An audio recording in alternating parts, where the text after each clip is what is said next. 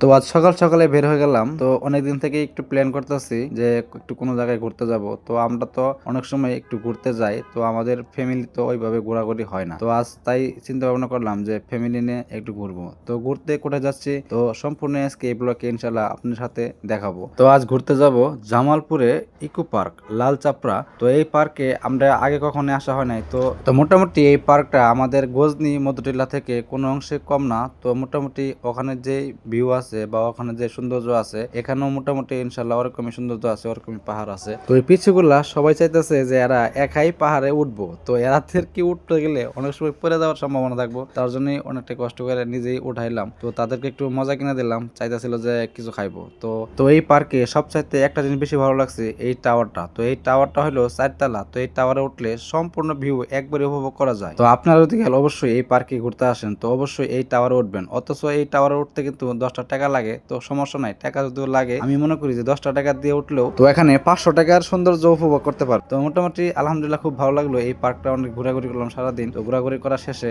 এখানে কিছু নিচুর বাগান ছিল। তো নিচুর বাগানগুলো অনেক সুন্দর ছিল। তো এগুলো দেখতে অনেক ভালো লাগছে। তো এখানে আমার ফ্যামিলি মেম্বার হচ্ছে আমার ওয়াইফ, আমার চাচাতো ভাইয়ের ওয়াইফ, আর অনেকে আছে। তো তাদেরকে আমি ক্যামেরার সামনে আনবো না, আমি আনতে চাইও না। তো এখানে কোনো মাঝি ছিল না নৌকার। তো তারপরেও আমার ছোট ভাই নিজেই ধাক্কায় ধুকে চলাইলো। চলানোর পরে এখান থেকে নামলাম।